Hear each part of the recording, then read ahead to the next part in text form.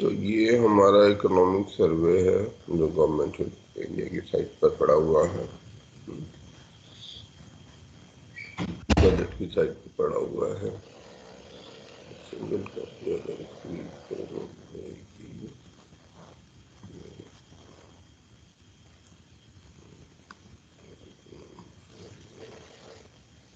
होता है। हाँ, ये हमारा इकोनॉमिक सर्वे है, कल देखेंगे उसको जो आप बता रहे हैं। तो लेट से इसी से स्टार्ट करते हैं। ये दिखाई दे रहा है, छोटा दिखाई दे रहा होगा आपको।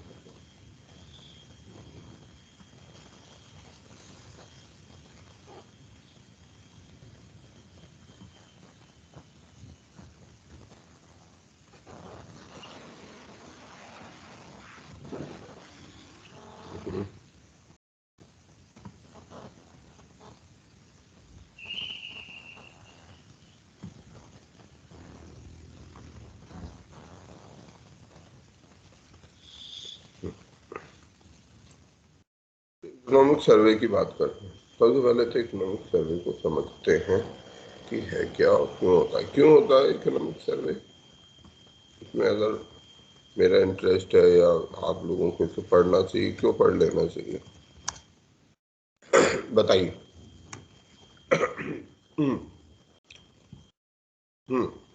तो हमें पढ़ना क्यों चाहिए? सबसे पहला सवाल, इकोनॉमिक सर्वे होता क्या है और इसे पढ़ना क्यों चाहिए?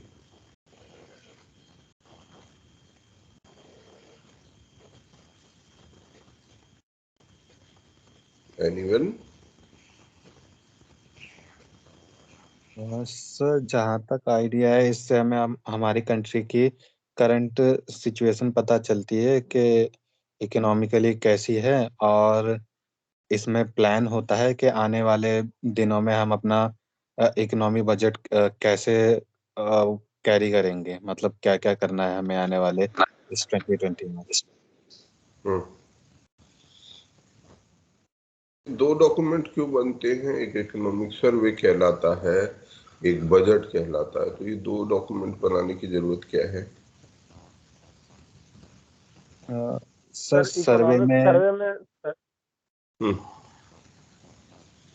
Okay, you can continue. बोलिए। सर इकोनॉमिक सर्वे में सर्वे किया जाता होगा कि किस किस चीज की कमी है, फिर उसी हिसाब से अगले सत्र का बजट तैयार किया जाता होगा।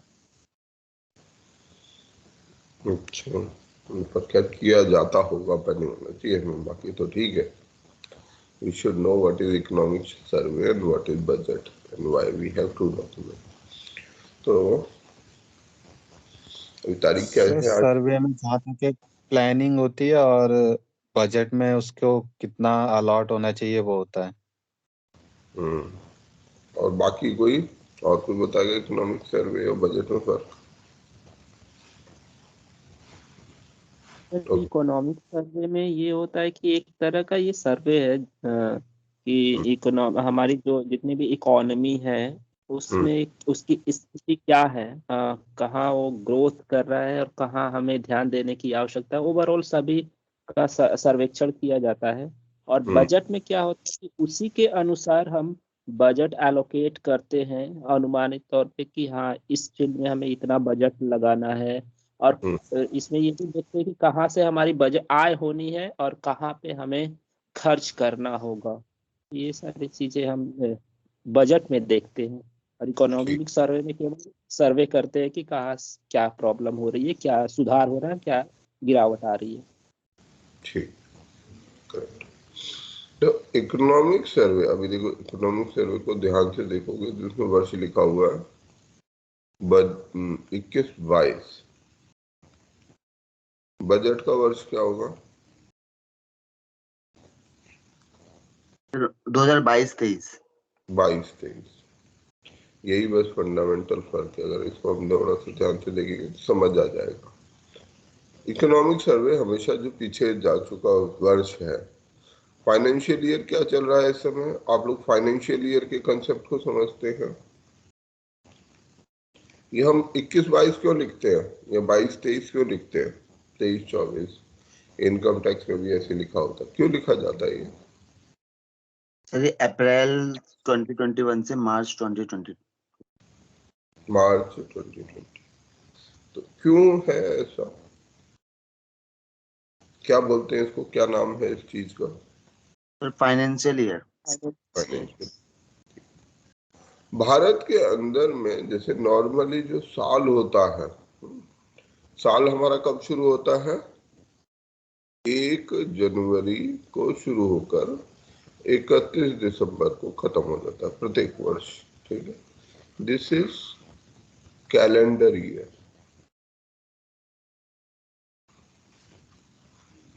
ये हमारा कैलेंडर ईयर होता है, जो हमारा नॉर्मल एक साल होता है 1 जनवरी से शुरू होकर 31 दिसंबर को। परंतु भारत ने अपने फाइनेंसिस के लिए, जो हमारा रुपया पैसा हिसाब किताब इस सब चीज के लिए फाइनेंशियल ईयर का एक कंसेप्ट लिया है, जिसमें हम 1 जनवरी को साल के, ये कैलेंडर ईयर का कंसेप्ट क्या होता है? जब हम कैलेंडर ईयर की बात करते हैं, क्यों जरूरत होती है हमें कैलेंडर ईयर की?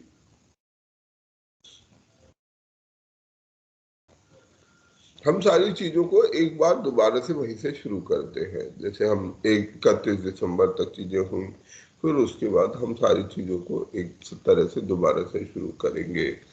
हर चीज का हम एक ईयर फॉलो करते हैं। जैसे आपका एक एकेडमिक ईयर भी होता है, जो जुलाई में लगभग शुरू होकर अगले साल जून तक खत्म हो जाता है, तो एक वर्ष खत्म हो जाता है। तो उस एक वर्ष के प्रक्रिया आप जिस क्लास में थे, 10वीं में थे, तो अगले साल फिर 11वीं में उसी डेट को आ जाते हो। नहीं, 1 अप्रैल को ही शुरू होता है ना एकेडमिक ईयर भी नॉर्मली। हाँ, हमारे यहाँ तो 1 अप्रैल को एकेडमिक ईयर भी शुरू होता है। तो कैलेंडर ईयर और ये फाइनेंशियल ईयर, ये हमारी चीजों की जो रेपिटेशन है उनकी डेट है कि किस तारीख को हम दोबारा से पॉइंट 0 पर पहुंचकर शुरू करेंगे। निश्चित रूप से अगले लेवल पर पहुंचकर, जैसे अगर हम स्कूल की बात करते हैं तो हम हर साल 1 अप्रैल को नए क्लास में जाते थे। 31 मार्च तक रिजल्ट आ जाता था और 1 तारीख से फिर हम कहीं स्कूल नए उसमें जाने लगते थे। हर साल 8वीं से 9वीं आ गए, 9वीं से 10वीं आ गए, 10वीं से 11वीं आ गए, फिर 12वीं आ गए। जो कॉलेज का एकेडमिक ईयर होता है वो थोड़ा सा अलग होता है। वो कहीं जुलाई में शुरू होता है और मई जून में खत्म होता है। वहाँ थोड़ा सिस्टम डिफरेंट हो जाता है, पर स्कूल तक हमारा जो ईयर होता है वो यही होता है। सेम चीज हम अपने फाइनेंसिस के लिए भी लेते हैं। हमारे जितने भी फाइनेंसिस हैं, हमने उनके लिए तय किया है कि हम एक पर्टिकुलर डेट को अपनी शुरुआत मानेंगे और वहां से 31 मार्च तक का, तो वो पर्टिकुलर डेट हमारे लिए 1 अप्रैल होती है और अंत होता है 31 मार्च तक। तो हम एक साल की जो भी चीजें होती हैं उनको अगर गिनने की जरूरत पड़ती है हमें कहीं भी, तो हम एक फाइनेंशियल ईयर के लिए जो भी फाइनेंशियल चीजें हैं, इकोनॉमिक चीजें हैं, उन्हें फाइनेंशियल ईयर के लिए लेते हैं। फाइनेंशियल ईयर को हिंदी में क्या बोलते हैं? वित्तीय वर्ष। वित्तीय वर्ष जो होता है, तो ये वित्तीय वर्ष 1 साल हो जाता है। तो ऐसे ही हमारा हर 1 अप्रैल को या 31 मार्च को हमारा साल खत्म होता है वित्तीय वर्ष, और 1 अप्रैल को वित्तीय वर्ष शुरू हो जाता है नया। तो हमारा जो इकोनॉमिक सर्वे होता है, बजट के जो अब जो है 1 अप्रैल को हो गया है, 1 फरवरी को ये बजट रखा जाता है। पहले लास्ट डे ऑफ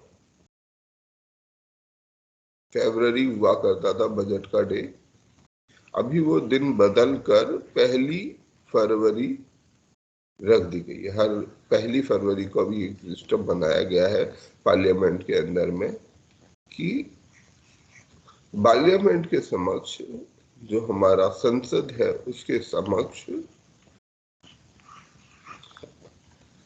एक लेखा जोखा रखा जाएगा। संसद के समक्ष क्यों रखा जाता है? क्योंकि सर सांसद जो है रेवेन्यू एलोकेट करती है गवर्नमेंट को। संसद के समक्ष इसलिए रखा जाता है क्योंकि executive of India is accountable to किसके प्रति उत्तरदायित्व है? Indian people, legislative, Indian people के इंडियन प्रति है। वैसे तो सही बात आपने बोली, इंडियन पीपल के प्रति उत्तरदायित्व है, पर इंडियन पीपल के प्रति वो कलेक्टिवली तो दे नहीं सकती, तो क्या करती है?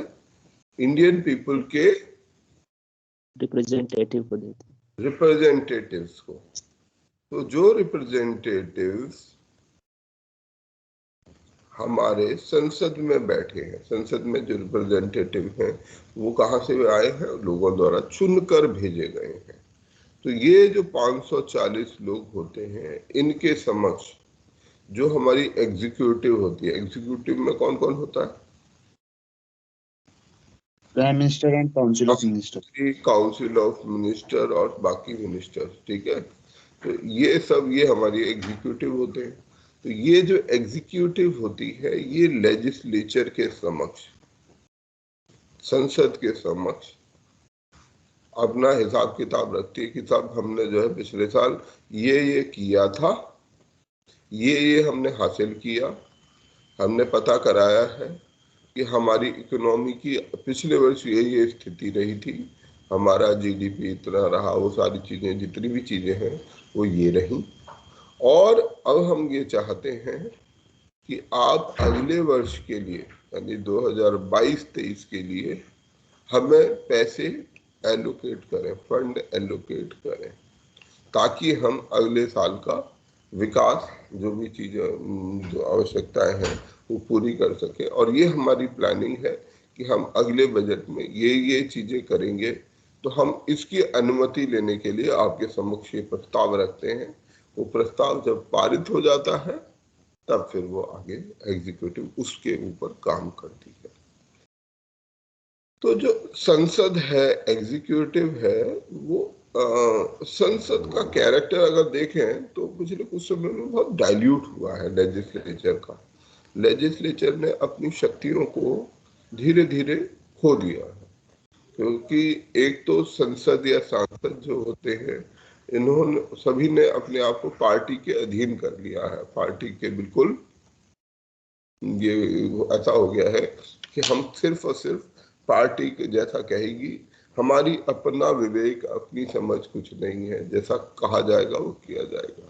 तो एज अ इंडिविजुअल संसद, क्योंकि संसद में जो आते हैं सांसद वो एज एन इंडिविजुअल आते हैं, ठीक है। वो बेशक पार्टी उनके टिकट पर लड़के आते हैं पर उनके अपने कुछ व्यक्तिगत अधिकार भी होते हैं। वो एज अ इंडिविजुअल रिप्रेजेंटेटिव आते हैं और वो अकाउंटेबल अपने क्षेत्र के लोगों के प्रति होते हैं। ये बात दूसरी है कि पार्टी ऐसे लोगों को सेलेक्ट करती है धीरे धीरे जिनमें राजनीतिक ज्ञान थोड़ा सा कम है, जो बहुत ज्यादा घोर व्यक्तिवादी हों, जो अपेक्षाकृत कम समझ रखते हों, जिनकी सामाजिक चेतना थोड़ी सी कम हो, जिनकी व्यक्तिगत चेतना बहुत ज्यादा हो, जो बहुत ज्यादा कैरियरिस्ट हो, जो पैसे के लोभ के पीछे भागने वाले हों। तो ऐसे लोगों को चुनकर वो लेकर आती है ताकि वो अपने कार्यों को सफलतापूर्वक एग्जीक्यूटिव अपनी चीजों को सफलतापूर्वक कर सके। और ये एक कारण है कि धीरे धीरे हमारा लोकतंत्र वीक होता जा रहा है।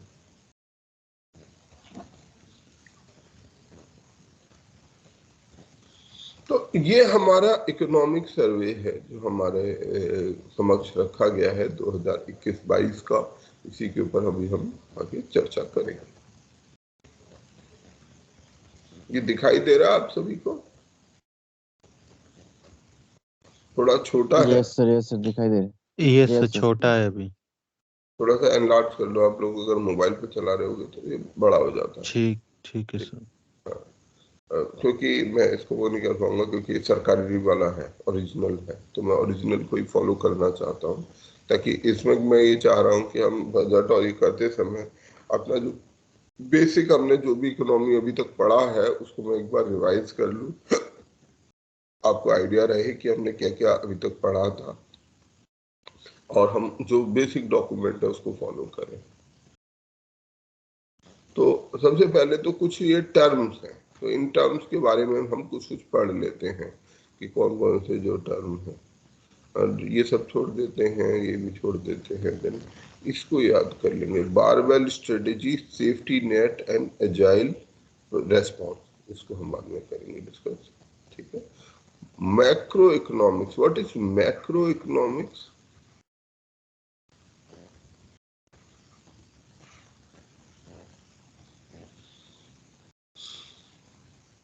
सर बड़े लेवल पे काम करने वाली इकोनॉमी, मतलब ऐसे बड़े national international level. Macro plus macro मतलब ब्रॉड, ब्रॉड इकोनॉमी। हम इकोनॉमिक्स को 2 डायमेंशन से देख सकते हैं।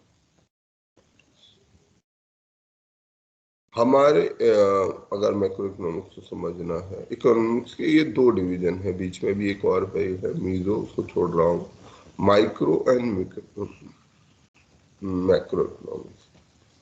हमारे देश का डेवलपमेंट, या मैं जैसे अपने सशक्तिकरण वाले कॉन्सेप्ट में भी बोलते रहता हूँ कि सशक्तिकरण जो ओवरऑल कॉन्सेप्ट है वो किस पर निर्भर करेगा। इकोनॉमिक्स पर बात करता हूँ, फिर मैं इसे सशक्तिकरण के साथ जोड़ के आपसे डिस्कस करूंगा कि इकोनॉमिक्स जो है, इकोनॉमिक्स अगर हमें बेहतर करनी है तो कैसे बेहतर की जाएगी, क्या तरीका हो सकता है। यहाँ मेरा उद्देश्य मैक्रो और माइक्रो को कनेक्ट करना है। आप जो भी आंसर करना, मैक्रो और माइक्रो को कनेक्ट करके बताना। सर स्टार्टिंग फेस माइक्रो से करेंगे और उसको नंबर ऑफ लार्ज मैक्रो में कन्वर्ट करेंगे। उसका क्या मतलब हुआ? माइक्रो से स्टार्ट करेंगे। माइक्रो से ये मान लीजिए मैं पर्टिकुलर पर्सन हूँ तो मेरी इकोनॉमी बहुत छोटी है, अब उस इकोनॉमी को ग्रो करने के लिए मैं और समूह के रूप में भेजूंगा और लोगों में ज्यादा से ज्यादा इंक्लूड करूंगा, इकोनॉमी बढ़े। ठीक है, वो उनकी बढ़ेगी तो जुड़े हुए हैं उनकी भी बढ़ेगी। ठीक है, ठीक है। तो चलो, तुमने थोड़ा सा इसे टच किया है, मैं आगे जिसे समझा देता हूँ। देखो ऐसा है, मान लो हमारा देश एक छोटा सा देश है जिसमें 10 लोग हैं, 10 लोग हैं, मैं लोग नहीं बना रहा हूँ, डब्बे बना देता हूँ।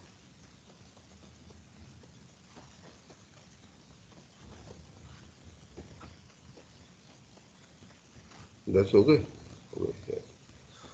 अब ये जो 10 लोग हैं, हमारी टोटल इनकम का मतलब अगर मैं देश के लिए बोलूंगा तो total income is equal to, what is the term that we use for total income of our nation? GDP. GDP, ठीक है। तो माई जीडीपी, जिसमें 10 ही लोग हैं, मेरा छोटा सा देश है, बहुत ही छोटा सा देश का मैं वो हूँ जिसमें 10 लोग रहते हैं, तो माई टोटल इनकम और my GDP means my country GDP कितनी होगी, मेरे देश की जीडीपी कितनी होगी जिसमें 10 लोग हैं?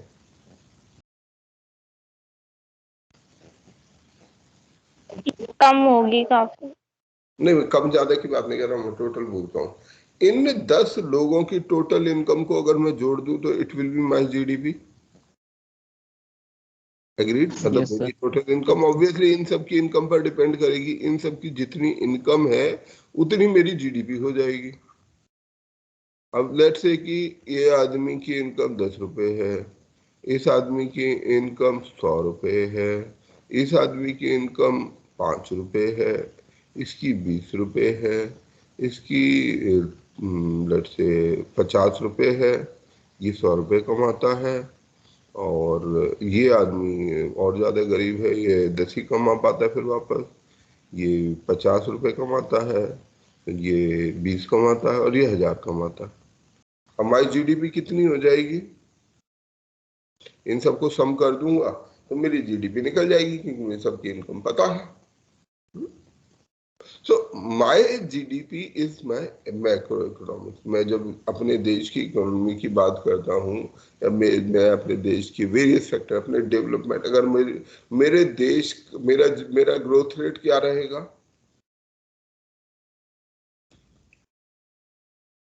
मेरा ग्रोथ रेट क्या कहेगा, इनकी जितनी इनकम है अगले साल कितनी हो जाएगी, वो मेरा ग्रोथ रेट हो गया।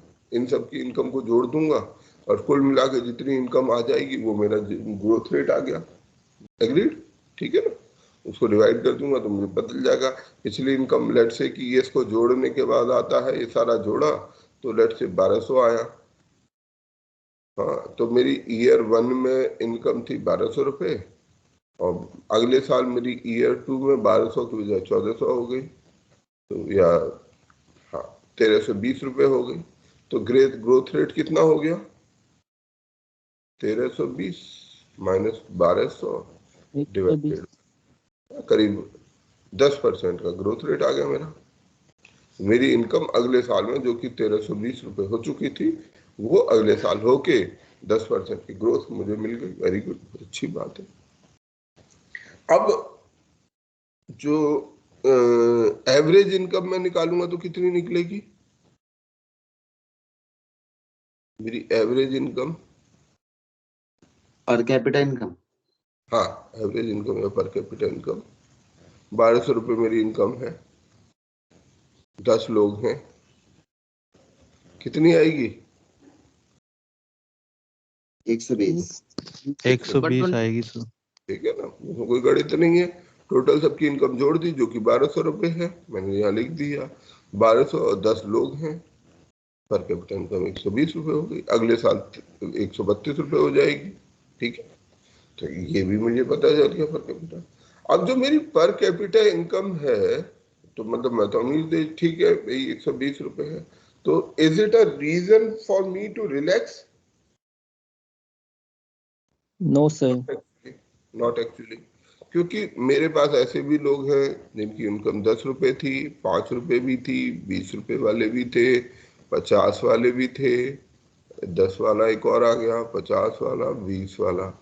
तो मेरे पास ज्यादातर लोग, कुछ लोग, ये 2 लोग 100 रुपये कमाने वाले हैं और 1000 रुपये कमाने वाला है। बाकी 7 लोग ऐसे हैं जो मेरे 100 रुपये से भी कम कमा रहे हैं, 50 से भी कम कमा रहे हैं, 10 रुपये भी कमा रहे हैं, 20 रुपये भी कमा रहे हैं। तो मेरी इकोनॉमी में देयर इज इनइक्वालिटी। ठीक है, बेशक ऊपर मैक्रो लेवल पे पिक्चर्स इज रोजी, अगर मैं मैक्रो लेवल पे देखता हूँ कि भाई 120 रुपये सब कमा रहे हैं और 120 रुपये is a good amount for खर्चा, तो मैं कह सकता हूँ कि नहीं नहीं मेरे तो सब लोग 120 रुपये कमाते हैं, बहुत अच्छी बात है मैक्रो लेवल पे। But when I go to individual level, when I go to unit level, then I find a different picture.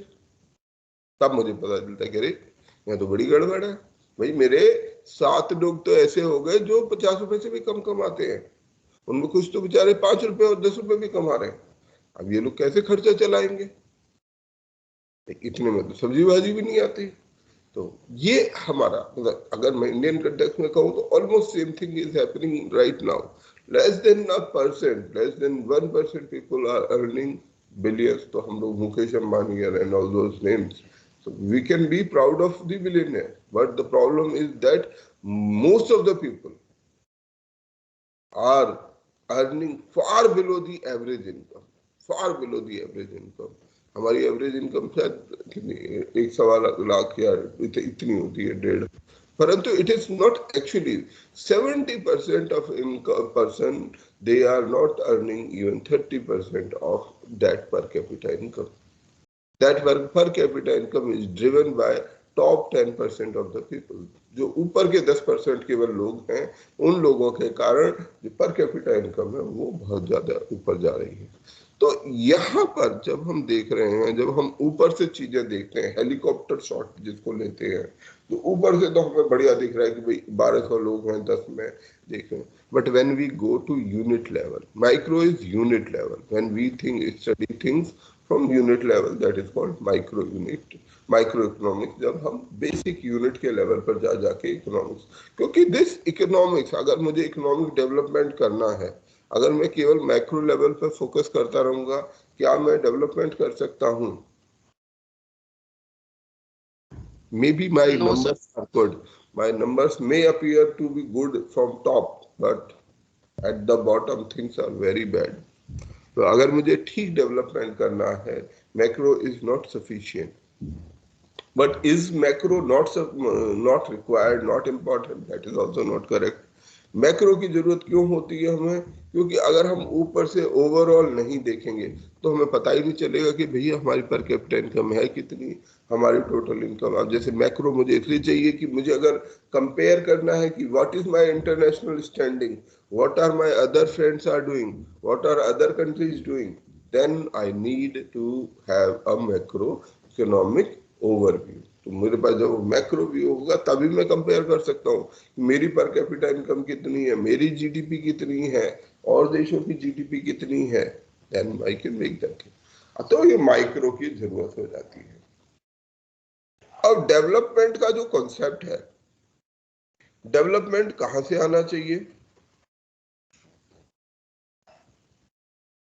Development का स्टेक होल्डर कौन है सबसे बड़ा? Public sectors. डेवलपमेंट का स्टेक होल्डर कौन है? सरकार सबसे पहला है भाई, एग्रीड? No sir. ओके, सरकार नहीं है तो फिर कौन है भाई? यस गवर्नमेंट है। गवर्नमेंट है? नहीं फिर पीपल। क्या बोला आपने? बोलो। पीपल। People, very correct. अब यहाँ देखने के दो नजरिए हो सकते हैं। हम जब डेवलपमेंट की बात करते हैं तो दो तरह से देख सकते हैं। अगर आप मैक्रो लेवल पे देखोगे तो आपको ऐसा लगेगा सरकार इज दी रिस्पॉन्सिबल, है ना, सरकार की जिम्मेदारी है भैया कि अपनी अपनी इकोनॉमी को बेटर करो। तो हम हर वक्त सुबह शाम पानी पी पी के सरकार ने ये नहीं किया, सरकार ने वो नहीं किया, ऐसे नहीं किया, वैसे नहीं किया। और सरकार भी ये चाहती है। एक्चुअली मैं बताऊं, मुझे धीरे धीरे अब ऐसा रियलाइज होता है कि गवर्नमेंट भी ये चाहती है, हर जो गवर्नमेंट हर पार्टी की चाहती है कि आप मेरी ही तरफ देखो डेवलपमेंट के लिए, मैं ही आपका डेवलपमेंट करूंगा, क्योंकि मैं तो देव पुत्र हूं, ठीक है, मैं तो विशेष शक्तियों के साथ लेकर पैदा हुआ हूं। सरकार मतलब एग्जीक्यूटिव और जो पार्टी है वो हमसे क्या चाहती है कि you look to only me, मेरी ओर देखो, किसी और की तरफ मत देखना कहीं, ठीक है। मैं ही करूंगा जो बड़े बड़े भाषण, रोज आजकल तो इलेक्शन होते हैं, मैं किसी के नाम वाम नहीं लेता हूँ, पर अभी तो भाषण में क्या होता है कि हम ये कर देंगे, हम वो कर देंगे, बजट में भी यही होता है, कुछ नहीं होता है। तो अब मुझे ये बताओ, सबसे बड़ा इंपॉर्टेंट स्टेक होल्डर कौन है?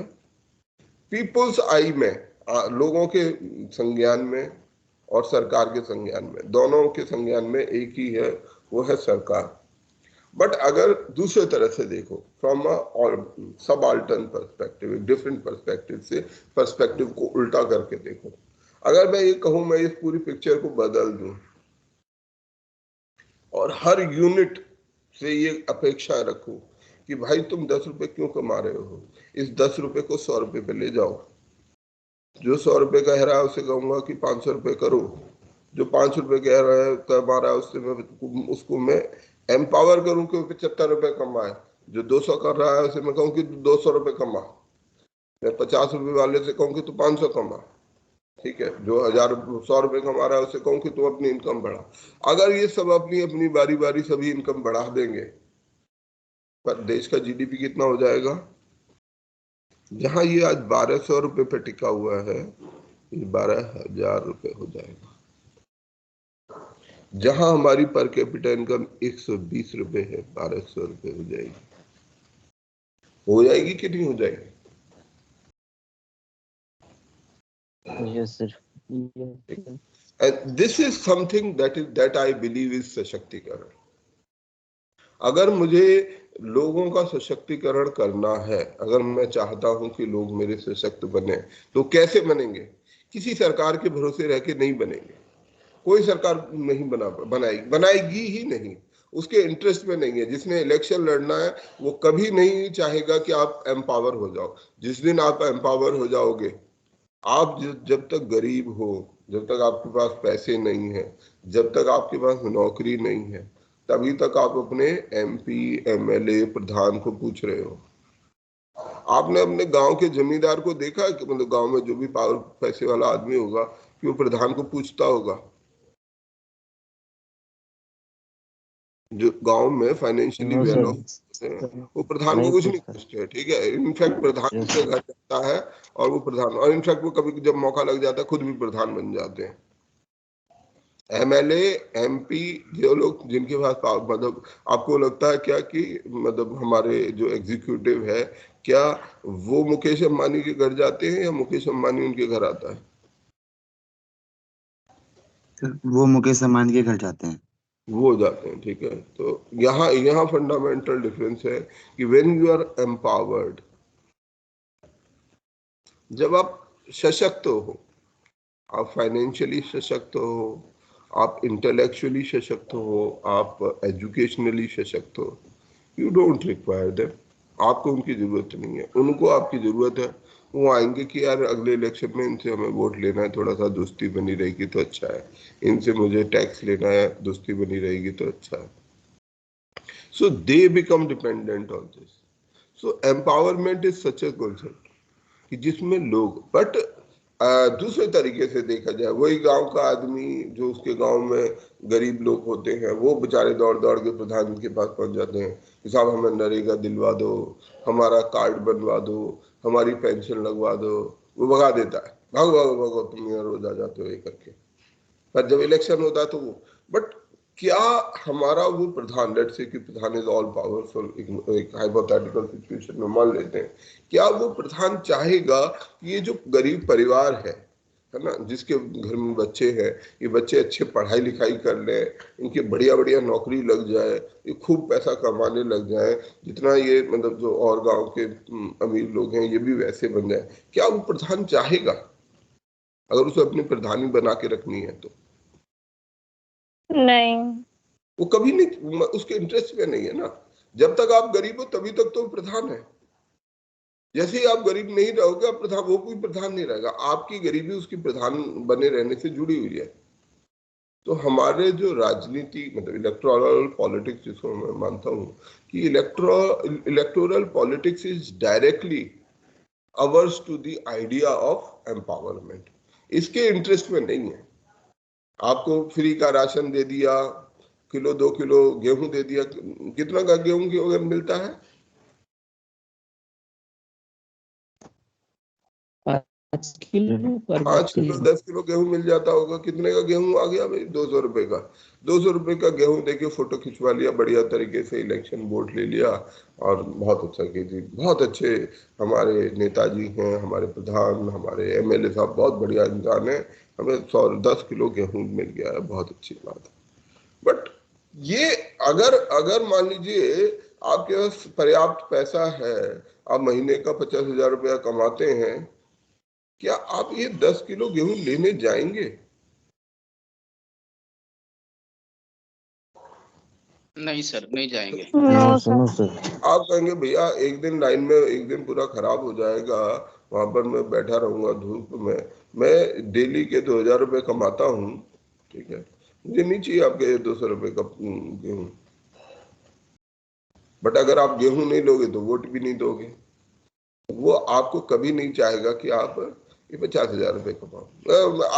एट टाइम मैं बहुत ज्यादा थोड़ा सा सार्कास्टिक हो जाता हूँ, but I feel like this. मेरे को नहीं लगता है कि हमारी जो इलेक्टोरल पॉलिटिक्स है, and I am not blaming anybody, मैं नहीं कह रहा हूँ कि this is some party some other party, I am saying all across all the parties, कोई भी पार्टी होगी उसके इंटरेस्ट में नहीं है ना।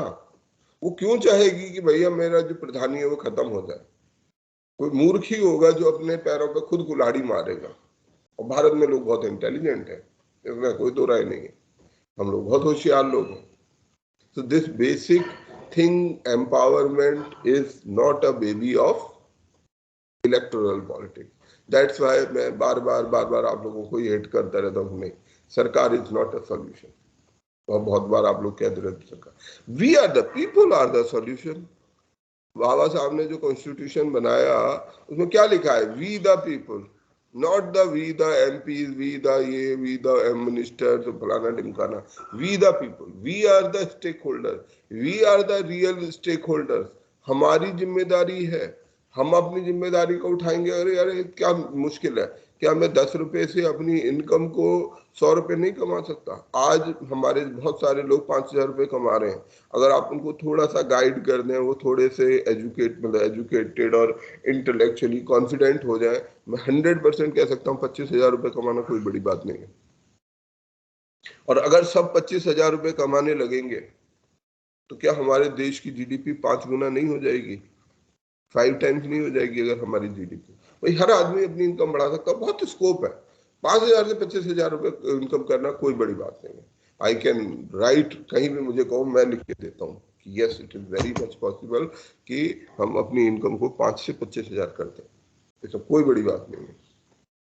बस मेरे को अपने को सशक्त होना चाहिए, मैं काम करने के लिए तैयार होना चाहिए। मेरे अंदर ये जो भीख मांगने की आदत है ये नहीं होनी चाहिए। मुझे ये नहीं होनी चाहिए कि मेरी कोई नौकरी लगा दे। मेरी नौकरी करने की आदत नहीं होनी चाहिए। क्यों करनी है नौकरी? क्यों मेरे को भीख मांगनी है? क्यों मुझे आगे पीछे घूमते रहना है इन सिस्टम्स के? मैं अपना सिस्टम खुद क्रिएट करूंगा। मतलब ऐसे लोग हमारे पास हों, then we can easily change this world. Okay, तो हमारा जो मैक्रो इकोनॉमिक और माइक्रो इकोनॉमिक्स का यही डिफरेंस होता है कि अभी तक हमारा ज्यादातर फोकस किस पर रहता है? इस पर रहता है, मैक्रो इकोनॉमिक्स पर। जीडीपी, बजट, इकोनॉमिक सर्वे, हम इसी की बात कर रहे होते हैं। We don't talk about micro economics. Micro economics में किसकी बात करेंगे हम? इंडिविजुअल की, इंडिविजुअल्स की, एसएमईज की, छोटे छोटे बिजनेस की, मीडियम एंटरप्राइज की, एंटरप्रेन्योरशिप की, कि भैया लोगों को सबको काम कराओ। ये इसकी अगर जिस दिन हमारे यहाँ एमएसएमई मिनिस्ट्री सबसे स्ट्रांग और सबसे काम करने वाली मिनिस्ट्री बन जाएगी, we will have a different all together different course of things. हमारी सारी चीजें बदलेंगी। क्यों? क्योंकि जब एसएमई बढ़ेगा, जब आपका स्मॉल एंटरप्राइज, माइक्रो एंटरप्राइज बढ़ेगा, तो आपके देश की इनकम बढ़ेगी। इनकम बढ़ेगी तो हर तरीके की चीजें बढ़ेंगी। तो micro economics is something that is also very important, but somehow it has not been highlighted. Micro economics के चैलेंजेस, क्यों एक बच्चा हमारा जो कैपेबल है, पढ़ा लिखा है, वो क्यों एंटरप्रेन्योर नहीं बन पाता? क्यों वो अपने को 5,000 से 25,000 की नौकरी पर नहीं ले जा पा रहा? उसका क्या कारण है? उस पर हम नहीं फोकस कर रहे हैं। वी शुड करना चाहिए। ठीक है, तो ये हमारी अभी तो माइक्रो इकोनॉमिक स्टेबिलिटी है। वैसे देखना, इसमें भी शायद ही मुझे डाउट है कि कहीं भी पूरे इस इकोनॉमिक सर्वे में या बजट में आएगा कहीं रेफरेंस माइक्रो इकोनॉमिक्स को लेकर, बट कोई लार्ज रेफरेंसेस नहीं मिलेंगे। सब कुछ मैक्रो इकोनॉमिक ही घूमता रहेगा, हमारा total GDP and all those things. तो ये हमारी मैक्रो इकोनॉमिक स्टेबिलिटी है। इसके बाद जो हमारे टर्म्स, मैं केवल अभी टर्म्स पर ही बात कर रहा हूँ। अगला टर्म जिस पर हम बात करें, फिस्कल। What is fiscal? हम लोग खूब चर्चा कर चुके हैं। What is fiscal? Sir financial year को फिस्कल ईयर कहते हैं क्या? हाँ, गवर्नमेंट का जो रेवेन्यू है, हाँ जो रेवेन्यू है, जो हमारा बजट है, ठीक है, तो जो फिस्कल कैपेसिटी है। फिस्कल डेफिसिट, इससे जुड़े हुए फिस्कल से कई शब्द आते हैं। फिस्कल डेफिसिट, फिस्कल ईयर, तो जो हमारा ओवरऑल बजट कह लीजिए या रेवेन्यू कह लीजिए, वो हमारे को, हम उसे फिस्कल बोलते हैं। फिस्कल शब्द याद कर लेते हैं क्योंकि फिस्कल बहुत जगह आने वाला है। What is fiscal deficit? अगर आपको ये पता है कि fiscal means revenue, but revenue deficit को मत जोड़ दीजिएगा। Revenue deficit is something different. मतलब आया ये फिस्कल को हिंदी में इसके लिए कोई ऐसा एग्जैक्ट शब्द नहीं है, पर मोटा मोटा समझ लेते हैं। तो फिस्कल डेफिसिट क्या हुआ? Sir calculated as a percentage of its GDP. नहीं, वो तो ठीक है, पर होता क्या है, मतलब क्या होता है? हम हर बार आज से बोलते ज्यादा हैं हम एक्ट बनाया, हमने ये बोला अभी हमारा फिस्कल डेफिसिट कितना हो गया इकोनॉमिक्स इस वाले में?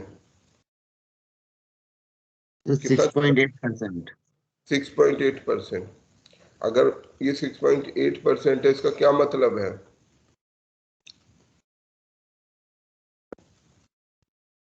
सर गवर्नमेंट की जो एक्सपेंडिचर के कंपेयर में उसकी जो इनकम है उसमें जो क्या कमी है वो है।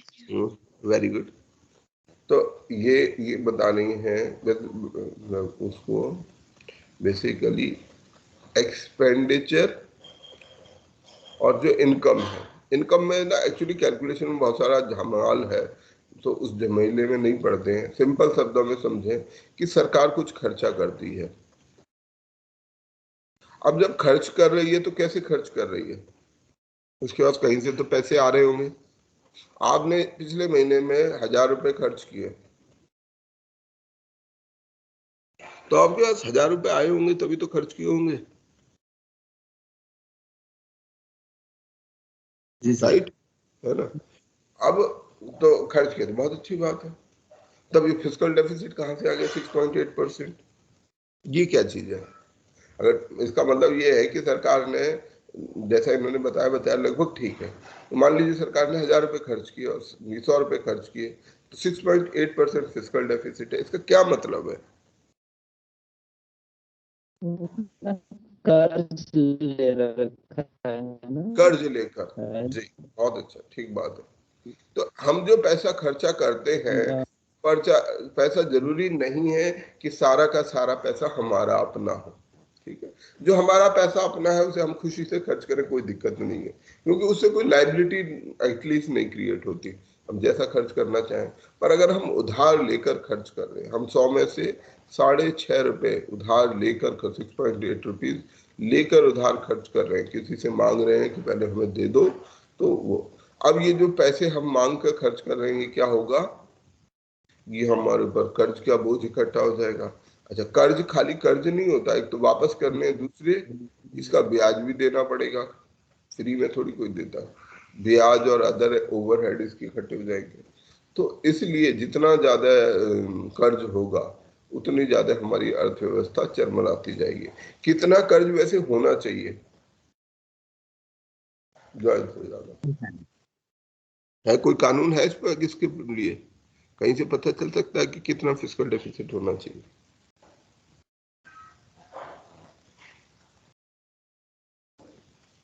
तो 2% के करीब में होना चाहिए।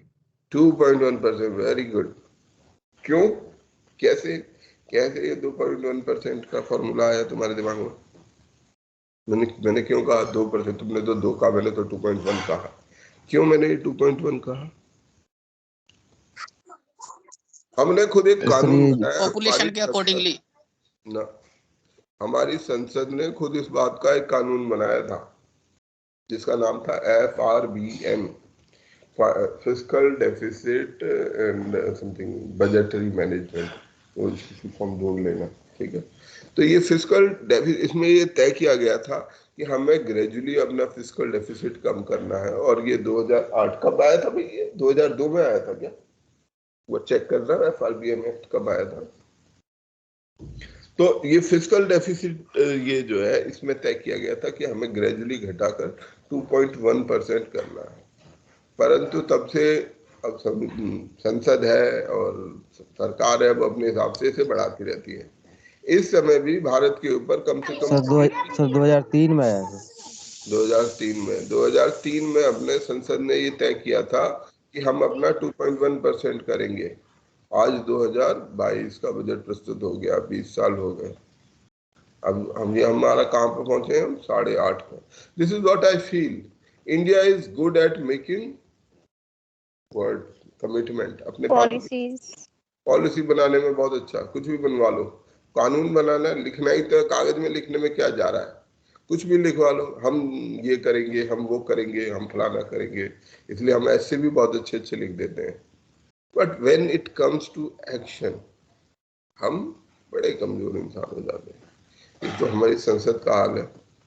20 साल हो गए इस कमिटमेंट को खुद से किए हुए।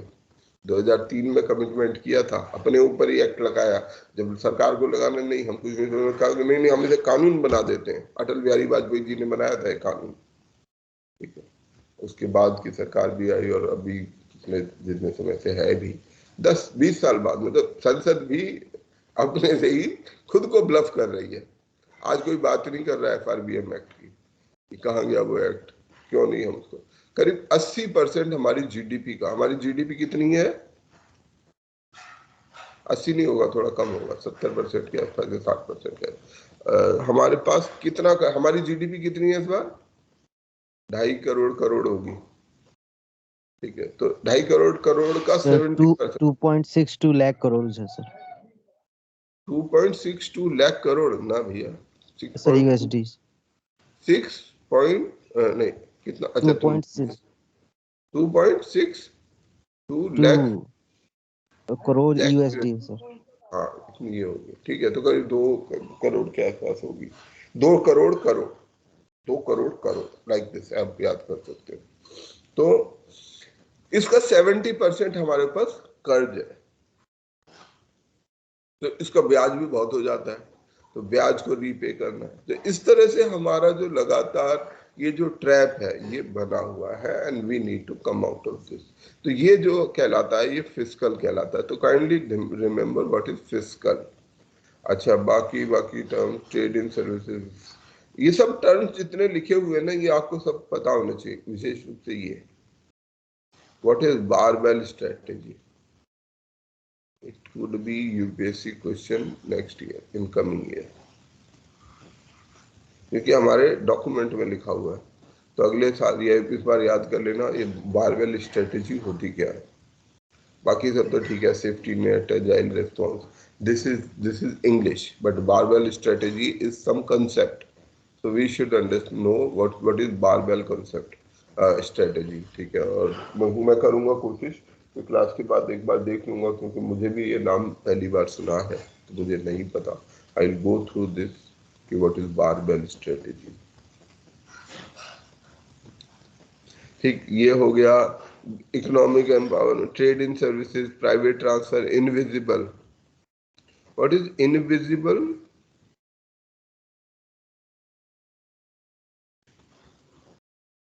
देख के बताना इनविजिबल क्या होता है, ठीक है। GSEC, गवर्नमेंट सिक्योरिटी मार्केट, ये जितने टर्म्स हैं ये आपको पता होना चाहिए,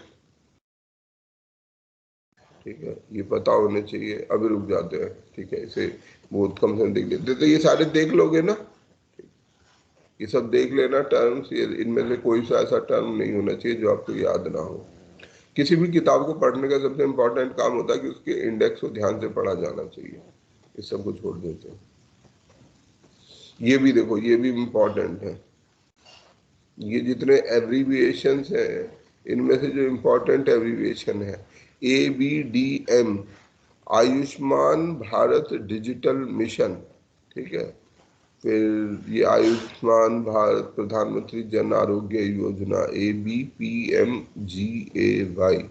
आत्मनिर्भर भारत रोजगार योजना। ये जितने टर्म्स यहाँ पर यूज हो रहे हैं, ये एब्रीविएशन जितने लिखे हुए हैं, इनमें से जो कम से कम स्कीम्स हैं वो आपको सारे पता होने चाहिए, क्योंकि ये सब हमारे सर ये स्लाइड, हाँ सर ये स्लाइड शेयर कर दीजिएगा। ये ठीक है, गवर्नमेंट के PDF है, वेबसाइट से ही डाउनलोड किया है।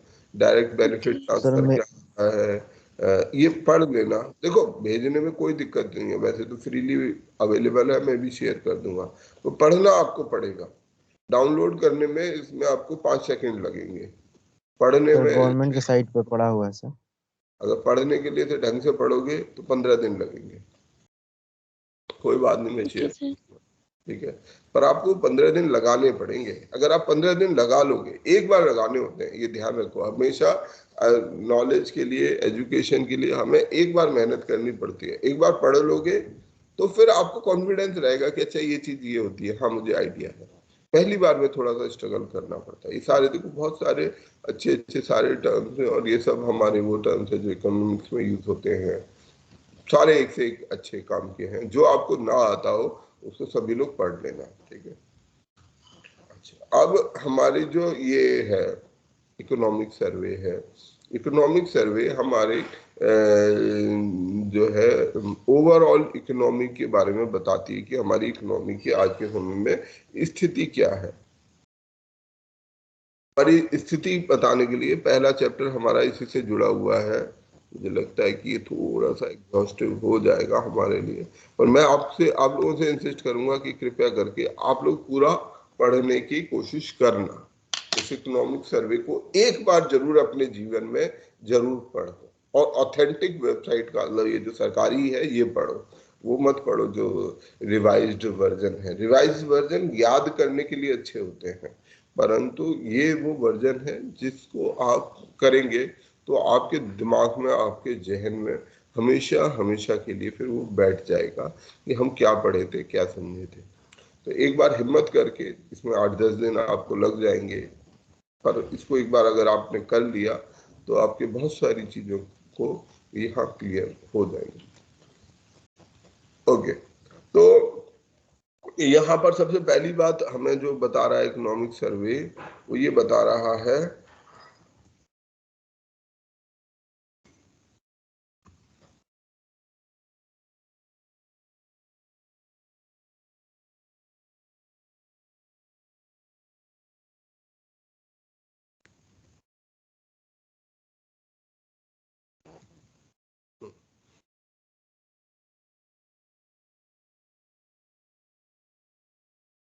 तो ये सबसे पहला तो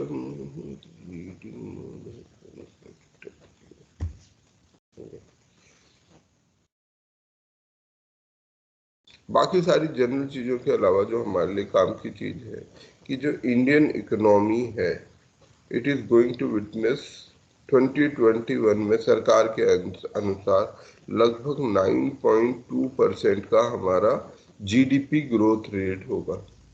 हमारा ग्रोथ कितना होगा? 9.2% real GDP growth as compare to 2021। 2021 से 21-22 में हमारा जीडीपी 9.2% रियल सेंस में, अभी रियल हमने रियल जीडीपी से पढ़ा हुआ है, ठीक है, तो इतना जो है बढ़ जाएगा। तो ये तो अच्छी बात है। सर ये एक्सपेक्ट किया जा रहा है कि ये श्योर है सर? यहाँ लिखा हुआ है यार, सरकार ने जारी किया है।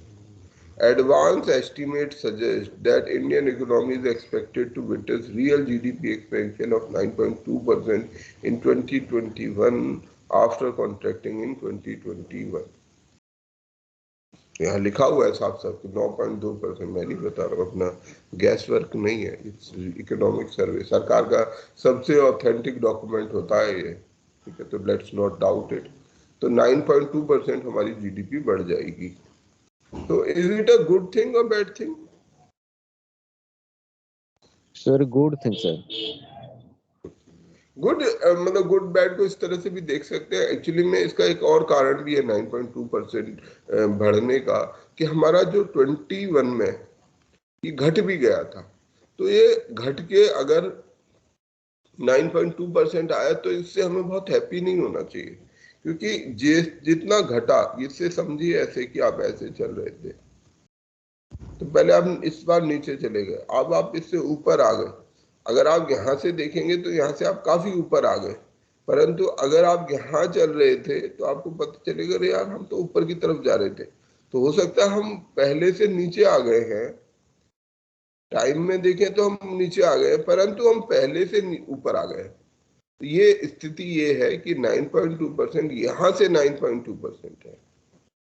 तो इसलिए इसको थोड़ा सा कैलकुलेट करके हमें समझ लेना चाहिए कि this 9.2% is from the bottom that we touched. हम गड्ढे में गिर गए थे, इस गड्ढे से थोड़े से बाहर निकल आए हैं, पर पूरी तरीके से अभी भी गड्ढे से बाहर निकलना बाकी है। तो वो वही बात कह रहा है कि आफ्टर अ कॉन्ट्रैक्शन इन 2021 हम इससे बाहर आए हैं। ये सेक्टोरल डिवीजन है, ठीक है। एग्रीकल्चर सेक्टर का जो ग्रोथ है वो 3.9% है, प्रीवियस ईयर में 3.6% था। मतलब जीडीपी, अगर हम इसमें यहाँ पे एक इम्पोर्टेंट चीज देखें कि जो एग्रीकल्चर सेक्टर था वो कोरोना वाले साल में भी प्रीवियस ईयर में बहुत नहीं घटा था। कोरोना के समय में भी हमारा एग्रीकल्चरल ग्रोथ लगभग वैसे का वैसा ही बनता रहा था। जो हमारा अदर इंडस्ट्री है वो 11.8% के रेट से घटा था, और जबकि पिछले साल वो -7% के रेट पर था। जो सर्विस सेक्टर है, जो सर्विस सेक्टर है वो 8.2% के हिसाब से बढ़ा है, जबकि वो पिछले साल -8.4% था।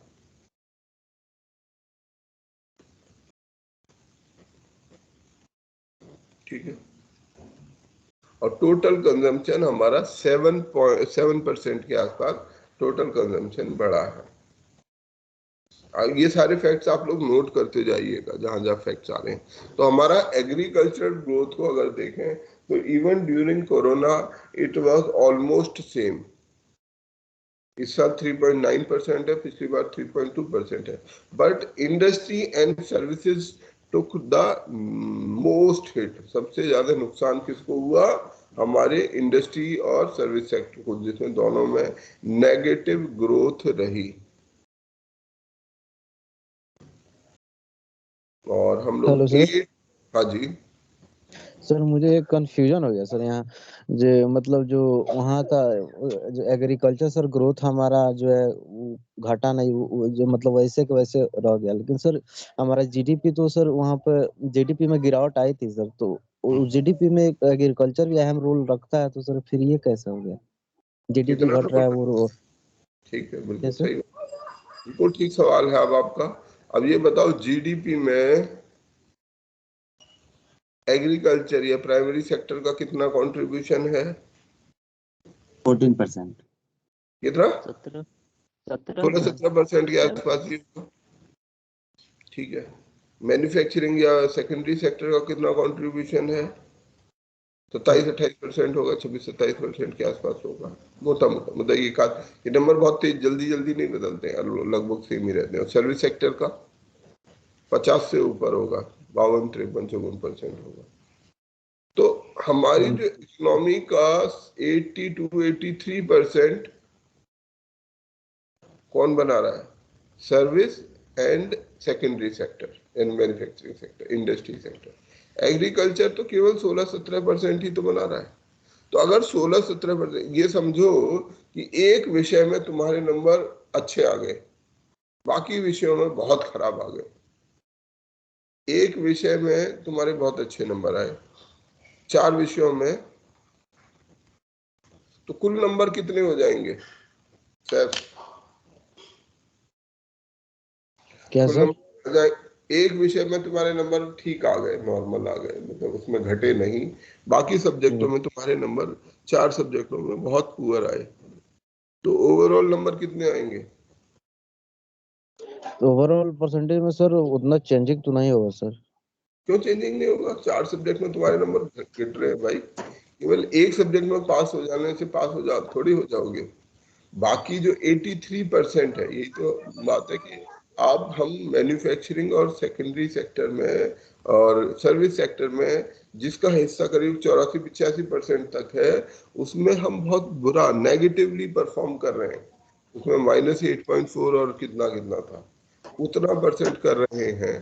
तो अगर एक में नॉर्मल भी रखेंगे तब भी उससे कोई फायदा नहीं होगा। हमारा ओवरऑल जो जीडीपी है वो घटेगा ही, माइनस में जाएगा ही।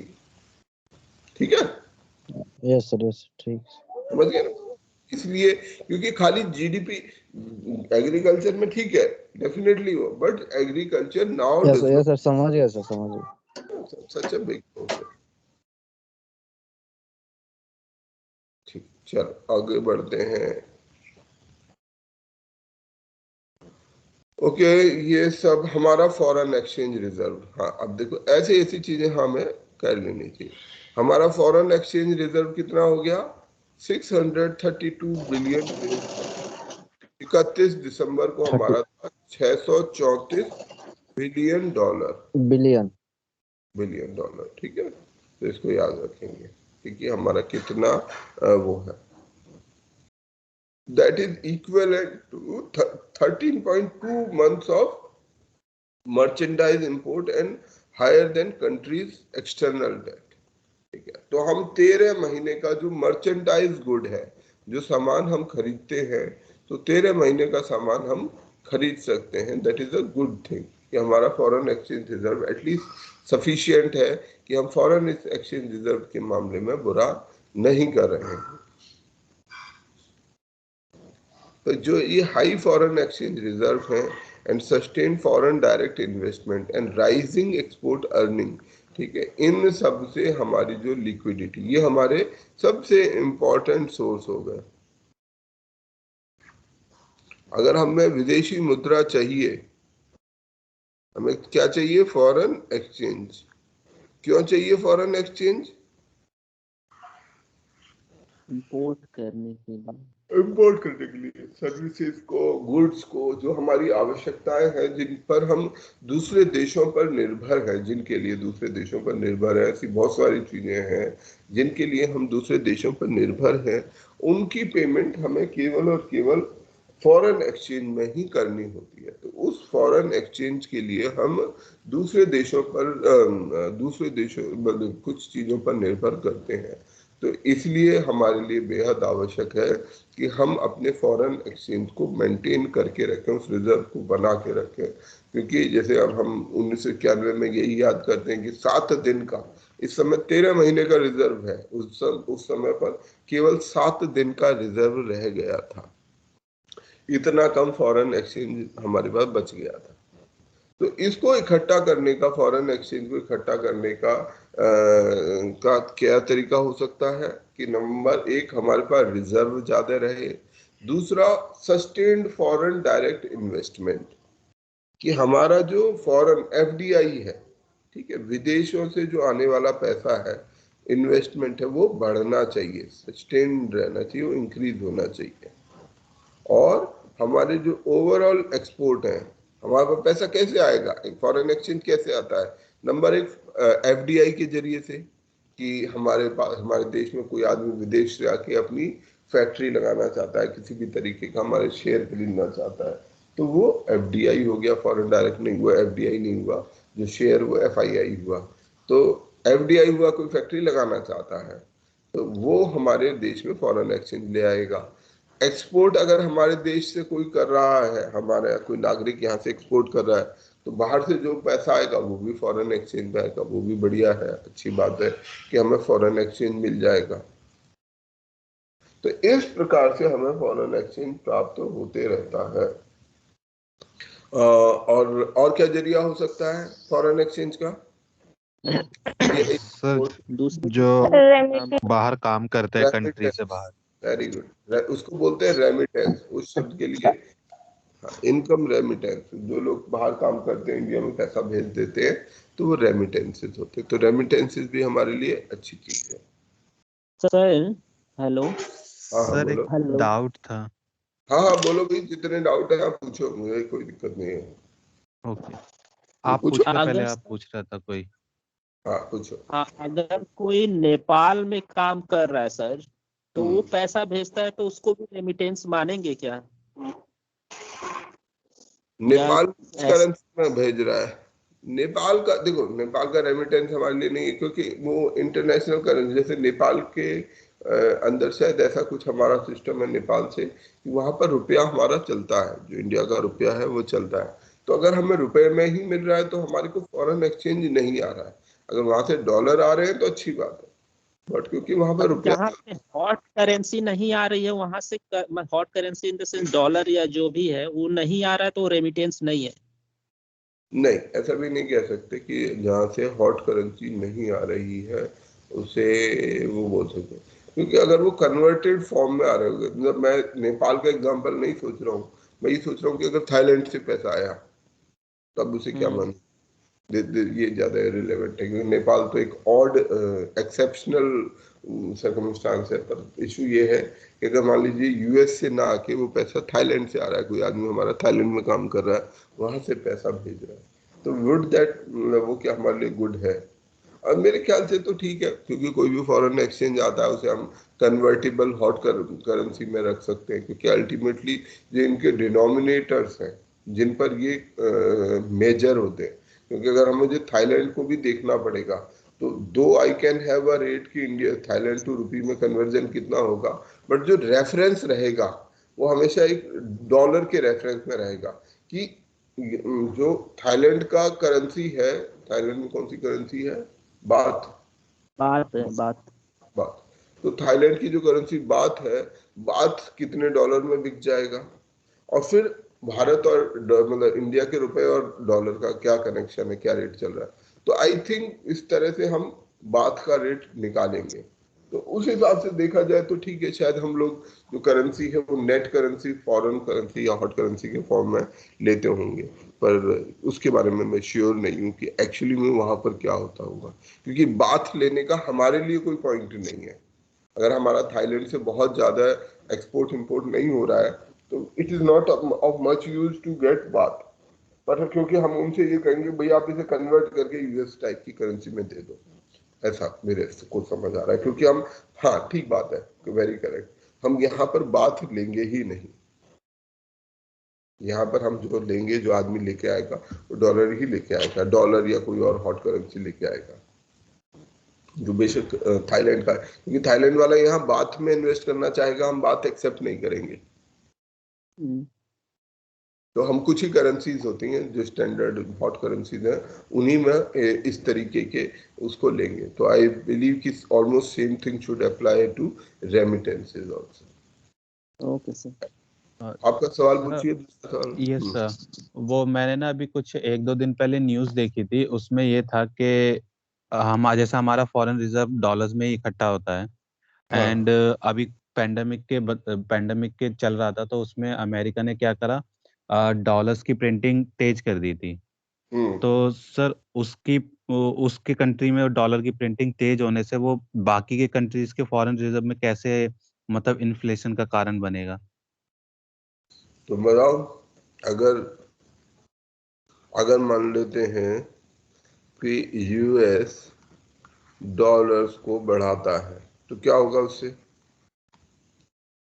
अभी तो तुम लोग इतनी सर समझ रहे डॉलर हो। की थोड़ी वैल्यू गिरेगी। डॉलर की वैल्यू, वैल्यूएशन हाँ, डिवैल्यूएशन होगा क्योंकि सप्लाई बढ़ रही है। ठीक है, सप्लाई बढ़ेगी तो उसके डिवैल्यू करने से हमारे जो करेंसीज हैं वो ऊपर जाएंगे, मतलब उनका वो स्ट्रॉन्गर हो जाएंगे। बट सर उसके अकॉर्डिंग हमारा इंडियन रुपी भी तो उतना ही कम हुआ है डॉलर नहीं, का, जितना कम कैसे मतलब होगा? बढ़ जाएगा। हाँ, वो कम हो जाएगा, इंडियन रुपी कम हो जाएगा, तो यानी हमारा रुपया स्ट्रांग हो जाएगा। और जब हमारा रुपया स्ट्रांग होगा तो क्या होगा? रुपए का स्ट्रांग होना अच्छी चीज है, बुरी चीज है? सर वो डिपेंड करता है इन्फ्लेशन किसी केसेस पे। सर वो वो अच्छी दोनों चीज है सर। सर्कमस्टेंसेस पे डिपेंड करता है, इंपोर्ट और एक्सपोर्ट पे, दोनों पे डिपेंड करता है। तो हमेशा स्ट्रांग होना कोई अच्छी बात नहीं है हमारे को। अगर एक्सपोर्ट के पॉइंट ऑफ व्यू से देखें तो it is better to have a weak rupee, क्योंकि जितना ज्यादा, इनफैक्ट जैसे चाइना है वो अपने रुपए को खुद ही डिवैल्यू कर लेता है, भारत भी पहले कर लेता था, तो डिवैल्यूएशन करके वो अपने एक्सपोर्ट को बढ़ा लेते हैं। तो जो एक्सपोर्ट सेंट्रिक कंट्रीज हैं उनके लिए अच्छा है कि वो वीक रहे, पर हमारा रुपया इस डिवैल्यूएशन के कारण स्ट्रॉन्गर हो जाएगा। जब वो स्ट्रॉन्गर होएगा तो यहाँ पर उसका जो रिपरकशन होगा, यहाँ जो आने वाली चीजें होंगी, जो इम्पोर्ट होंगी, क्योंकि हमारे लिए परेशानी क्या है कि हम जो चीजें लेंगे तो वो हमारी प्रभावित हो जाएंगी और चीजें महंगी हो जाएंगी। तो वो जो वहाँ की करेंसी है वो इनडायरेक्टली हमारे को वो करेगी। फिर भी मैं इसको और ध्यान से पढ़ लूंगा, ये न्यूज़ मैंने पढ़ी थी पर मैंने ध्यान नहीं दिया इसको कि जो है इसका क्या इम्पैक्ट होगा। तो इसके इम्पैक्ट के पॉइंट ऑफ व्यू से एक बार और चर्चा करेंगे, पर निश्चित रूप से वो हमारे को प्रभावित करेगी, क्योंकि हमारे जो एक्सपोर्ट्स हैं वो क्या हो जाएंगे, महंगे हो जाएंगे और हमारे एक्सपोर्ट घट जाएंगे। तो हमारी जो ओवरऑल फॉरेन करेंसी है वो प्रभावित होगी, फॉरेन करेंसी हमारे देश में कम आएगी रिलेटिवली। ओके सर, न पर सर मैं ना यहाँ पे ये सोच रहा था, जैसे कि अमेरिका ने अपनी प्रिंटिंग फास्ट करी है इस पेंडेमिक के जरिए, तो ऑलमोस्ट इंडिया में भी कहीं मतलब थोड़ा बहुत ऐसा ही हुआ है कि इंडिया में भी थोड़ी प्रिंटिंग तेज हुई है नहीं इस। नहीं, देखो, करेंसी में प्रिंटिंग करना इज एन डिजास्टर। प्रिंटिंग नहीं की जाती है, प्रिंटिंग करनी भी नहीं चाहिए। प्रिंटिंग हमेशा दो तरह से होती है, करेंसी को प्रिंट करना बहुत खतरनाक होता है और करते नहीं है। प्रिंटिंग करने का जो काम था वो जर्मनी ने किया था 1930 में। हिटलर के जर्मनी के बनने में, मैं ही कहूँ, नोट छपने का, प्रिंटिंग मशीन का, प्रिंटिंग का बड़ा रोल था। कह सकता हूँ इस बात को? Yes sir. कैसे? साबित करो। तो उसे जितने पैसों की कमी पड़ती थी वो उतने नहीं हिटलर का वो काम नहीं था। क्या बताया कि 1930 का जो डिप्रेशन शुरू हुआ ना, 1920 के बाद ही एक्चुअली जर्मनी में जब वॉर खत्म हुआ तो उसके बाद वहाँ की आर्थिक स्थिति बहुत बुरी, धीरे धीरे मतलब ऑलरेडी उस पर बहुत सारा कर्ज थोप दिया। जो cost of first world war थी वो जर्मनी पर थोप दी गई कि आपको इतने पैसे देने हैं। उनकी सब इंडस्ट्री भी चौपट कर दी इन लोगों ने मिल मिला के। तो अब उसके बाद क्या वहाँ पे बहुत जो है फाइनेंशियल क्राइसिस शुरू हुआ। उस फाइनेंशियल क्राइसिस को, पैसा नहीं था लोगों के पास, तो सरकार ने क्या किया, नोट छापने शुरू कर दिए। उस समय हिटलर नहीं आया था, उस समय पर हिटलर एक्चुअली में उसके रिजल्ट में आ पाया। तो 1900 उसके बाद में जब वो 1928 आते तक जो भी कौन सी गवर्नमेंट थी, काइजर या कौन सी थी, तो उस गवर्नमेंट ने नोट छापने बड़े संख्या में शुरू किए। जब वो नोट छापे तो अब नोट छापने से क्या होगा, इन्फ्लेशन वही डीवैल्यूएशन हो जाएगा, रुपए का डीवैल्यूएशन हो जाएगा। आप अगर ये सोचोगे कि मैं नए नोट छाप दूंगा तो उससे मेरे जो है मेरे पास ज्यादा पैसा हो जाएगा, ये भूल है, ये एक बहुत बड़ी भूल है। क्योंकि आपकी जो वैल्यू ऑफ गुड्स है वो फिक्स है। तो अगर मान लीजिए आपके पास 100 रुपए हैं, वैल्यू ऑफ गुड जितनी भी है, उनसे मैं नहीं कर रहा, आपने इसको 1000 कर दिया तो आपने अपने नोट को 10 गुना घटा दिया। अगर मैंने 1000 नोट छाप दिए तो अगर आप प्रिंटिंग कर रहे हो तो आप उसी प्रपोर्शन में जितने आप नोट प्रिंट कर रहे हो उतने वैल्यू ऑफ गुड्स को बढ़ाते जा रहे हो और नोट की वैल्यू को घटाते जा रहे हो। तो यही काम उन्होंने किया और उनके उसमें कहते हैं लाखों, जो उनकी करेंसी फ्रैंक नहीं कौन सी थी, जो भी करेंसी थी, तो उसमें लाखों, उसमें भी एक ब्रेड नहीं आ रही थी। जो नोट है वो बेकार हो गए लोग, मतलब 46 लाख रुपए का $1 हो गया था। हाँ 46 लाख उसका वहां की करेंसी का $1 हो गया था। ये समझ, इतना ज्यादा डिवेल्युएशन हुआ। और ये भी ध्यान रखो क्योंकि आप जो प्रिंटिंग कर रहे हो, जब आपकी इकोनॉमी जाएगी तो इन्फ्लेशन और बढ़ती जाएगी। इन्फ्लेशन या जो इकोनॉमी में एक और इम्पोर्टेंट फैक्टर होता है वो सेंटीमेंट होता है। जैसे ही अगर लोगों में डर बैठ गया, फियर आ गया, तो क्या होगा, fear is the important factor in economy. Behaviour, जो हमारे जो इमोशंस हैं वो इकोनॉमिक्स के लिए बहुत बहुत इम्पोर्टेंट काम करते हैं। किसी किसी दिन आप देखते हो शेयर मार्केट जो है एकदम से बहुत तेजी से गिर गया। कोरोना हुआ और बहुत तेजी से जैसे डिक्लेयर हुआ, जो हमारा शेयर मार्केट था बहुत आधा रह गया था। क्यों रह गया? क्योंकि लोगों में डर बैठ गया, डरने लगे ना फ्यूचर को देख के, ये हो गया होगा। उनको पता नहीं रहेगा कि कैसे। अभी जो कंपनी की कीमत है, बिजनेस है, वो तो उतना ही चल रहा है, परंतु ये जो भय का माहौल है, ये भय के माहौल से वैल्यू घट जाती है। तो वैल्यू पर भय का, आपके थॉट्स का, आपके बिलीफ का बहुत फर्क पड़ता है। आप क्या सोच रहे हैं एज एन इंडिविजुअल, आपके दिमाग में क्या चल रहा है, वो हमारे इकोनॉमी पे इम्पेक्ट करता है। तो ऐसे में जैसे बैंकिंग सिस्टम का एक सरल उदाहरण लेते हैं। बैंकिंग सिस्टम में सबसे इंपॉर्टेंट चीज क्या है? फेथ। फेथ बहुत पावरफुल चीज है। अगर फेथ ना हो, विश्वास ना हो, तो आपका बैंकिंग सिस्टम 2 दिन में चरमरा सकता है। किसी भी बैंक को बर्बाद करना है तो क्या किया जाए? अफवाह उड़ा दो, र्यूमर्स उड़ा दो कि ये बैंक डूबने वाला है।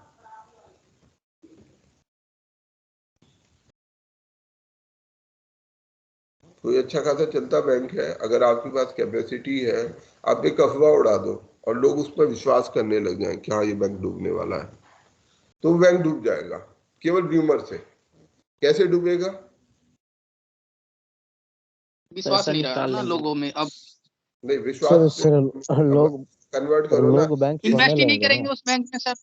नहीं वो सर नहीं जितना भी पैसा बैंक में जमा है तो लोग चले जाएंगे निकालने के लिए। निकालने के लिए। एक्चुअली में जैसे ही आपने ये र्यूमर फैलाया कि ये बैंक डूबने वाला है, हर कोई अपना पैसा चाहेगा, वो उस बैंक के दरवाजे पर खड़ा हो जाएगा। पंजाब नेशनल बैंक को मान लो खत्म करना है, अब र्यूमर उड़ा दो कि पंजाब नेशनल बैंक डूबने वाला है, तो हर कोई पंजाब नेशनल बैंक के उस पर खड़ा हो जाएगा कि जी मेरे पैसे दे दो। अब हमने पढ़ा था कि बैंकिंग नॉर्म्स में उसके पास कितना पैसा होता है, 10% ऑफ टोटल डिपॉजिट। मतलब हमने पढ़ा था ना कि कितना कितना उसको FLR क्या कहते हैं, SLR और कैश CRR, ये सब जो पढ़े थे, कुल कितने होते हैं 10-15%। तो उसके पास अवेलेबल कैश कितना होगा 10 से 15%, और लोग 100% लेने पहुंच जाएंगे। अब उसके बाद इतना पैसा तो है नहीं, वो पैसा दे नहीं पाएगा। जब वो पैसा नहीं देगा तो लोगों के अंदर ये र्यूमर और स्ट्रांग हो जाएगा, हाँ ये बैंक डूबने वाला, ये पैसे नहीं दे रहे हमारे, ये पैसे नहीं दे रहे। तो अल्टीमेटली वो सारे लोग उससे पैसा निकाल लेंगे और ये बैंक डूब जाएगा। तो ऐसे इकोनॉमी भी है। इकोनॉमी में फेथ का बहुत इंपॉर्टेंट रोल है। जब आपका फेथ होता है, आपका विश्वास होता है, तो आप बढ़ा सकते हो। पर अगर आपका विश्वास ना हो, तो जैसे अगर आप ये प्रिंटिंग वाला काम करोगे और चीजों के रेट बढ़ने लगेंगे, चीजों के जब रेट बढ़ते हैं तो लोग और बढ़ाना शुरू कर देते हैं, उसमें हर कोई और फायदा उठाने लगता है। जब कोई क्राइसिस आता है तो लोग उस क्राइसिस का और ज्यादा लाभ उठाने की कोशिश करते हैं, उससे वो क्राइसिस और कॉम्प्लिकेट हो जाता है। तो printing is not a good solution. किस तरीके से किया कर रहा है यूएस में, उसके बारे में थोड़ा सा आपको पढ़ के और तब बताऊंगा।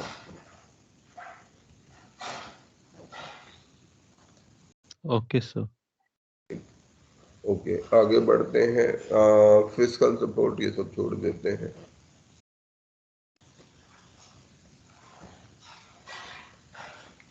Non-performing assets seem to have been structurally declined, even allowing some lagged impact of the pandemic. मतलब सरकार ने ये बोला है कि हमारे नॉन परफॉर्मिंग एसेट जो है वो स्ट्रक्चरली, अब जैसे ये सब इकोनॉमिक सर्वे वगैरह, ये हमारे सेंटीमेंट को मेंटेन करने के लिए भी रखे जाते हैं कि हमारे बैंकिंग सिस्टम बढ़िया चल रहा है, हमारे नॉन परफॉर्मिंग एसेट्स ठीक ठीक काम कर रहे हैं। मतलब ऐसा नहीं है कि नॉन परफॉर्मिंग एसेट बढ़ रहे हैं। What is non performing asset?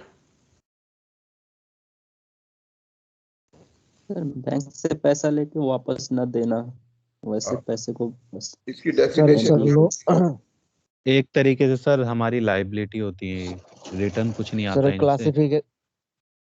Bank के लिए क्लासिफिकेशन टर्म है, बैंक की एक वो है कि बैंक का जो क्रेडिट है अगर वो उसके पास वापस नहीं आता तो नॉन इसके ऐसे एसेट, बैंक के ऐसे एसेट जिससे उसको कोई रिटर्न नहीं मिल रहा है, जो जिससे उसको कोई प्राप्ति नहीं हो रही है। और इसको कैसे डिफाइन करते हैं?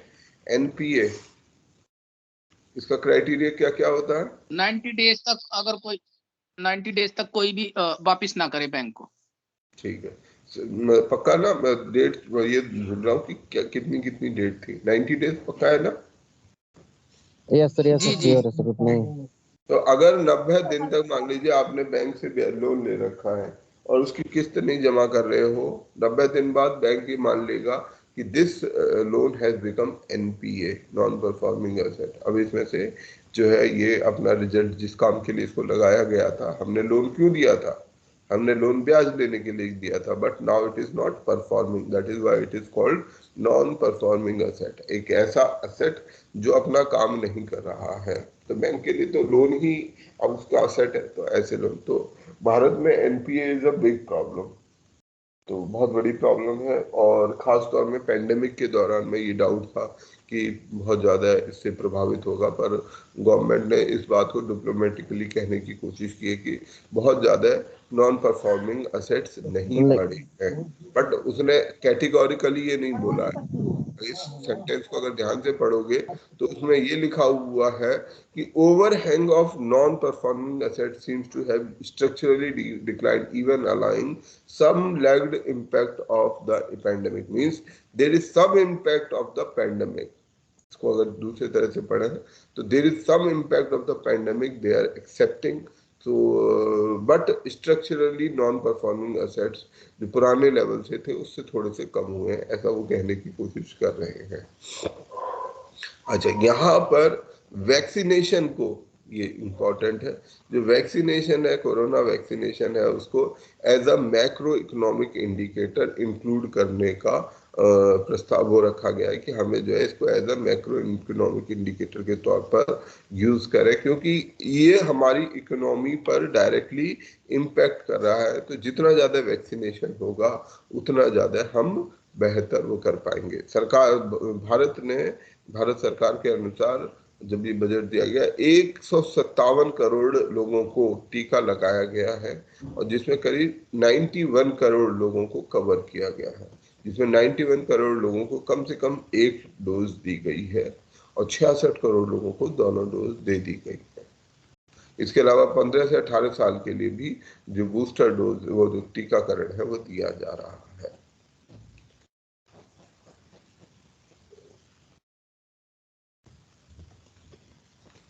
अगली चीज इन्फ्लेशन है।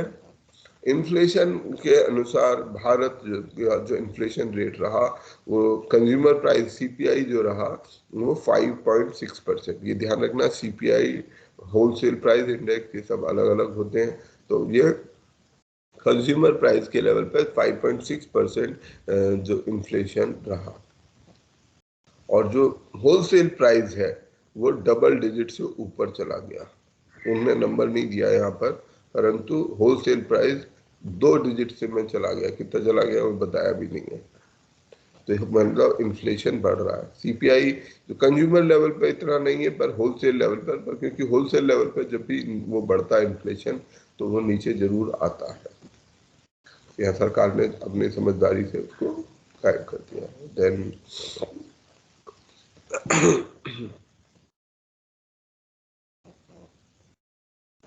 ओके, ये हो गया। ओके, यहाँ पर कुछ टर्म्स हैं, पढ़ लेते हैं। बेजियन अपडेटिंग ऑफ इंफॉर्मेशन, ठीक है, कि इंडिया की जो इकोनॉमी है वो 2022-23 में चैलेंजेस को अच्छे से जो है डील कर रही है और जो है Bayesian information, updating of information और बारबेल स्ट्रेटेजी, ठीक है, जो पिछले साल भी डिस्कस की गई थी, उसके अनुसार वो अच्छा कर रही है। अब इसमें मुझे भी थोड़ा देखना पड़ेगा। आई am not fully aware of this barbell strategy and Bayesian updating of information. कल मैं देख के आपको कोशिश करूंगा कि कल तक बता दूं।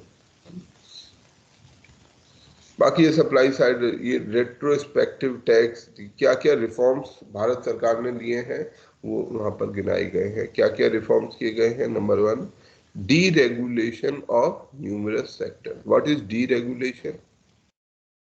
Simplification of process, removal of legacy issue like retrospective tax, privatization, production linked incentive, ये सब कुछ ऐसे रिफॉर्म्स हैं जो सरकार ने किए हैं। सरकार का ये कहना है कि हमने सप्लाई साइड को बेटर करने के लिए डीरेगुलेट किया है कई सारे सेक्टर्स को, मतलब जो उन पर सरकारी कंट्रोल था, रेगुलेशन करने की जो सरकार की नीति थी। Regulation is a good activity, yes और नो?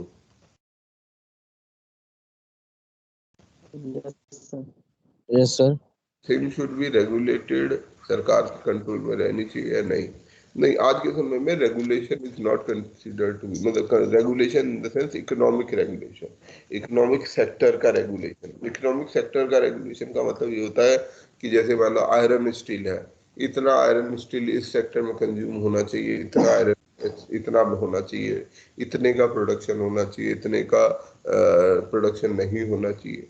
तो दिस इज रेगुलेशन। आज के समय में हम इस रेगुलेशन के कॉन्सेप्ट को थोड़ा सा पसंद कम करते हैं। जो कैपिटल इकोनॉमी में जिसके अंदर हम रह रहे हैं, चल रहे हैं, उस इकोनॉमिक सिस्टम में हम रेगुलेशन को ज़्यादा पसंद नहीं करते हैं। In fact we try to leave things to market forces. Market forces are better forces to regulate things. वो डिसाइड करती हैं कि कौन सी चीज़ें अच्छी क्यों होनी चाहिए, कौन सी नहीं होनी चाहिए। Government should not try to regulate things. Then दूसरा काम सरकार कह रही है कि हमने किया है वो है सिंप्लीफिकेशन ऑफ प्रोसेसेस। जो प्रोसेसेस है उनको सिंप्लीफाई किया है। रेट्रोस्पेक्टिव टैक्सेशन जैसे इश्यूज को रिजॉल्व किया है। What is retrospective tax?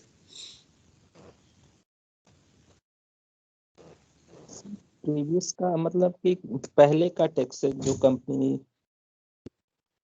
जो रखती है, जो पहले नियम नहीं था।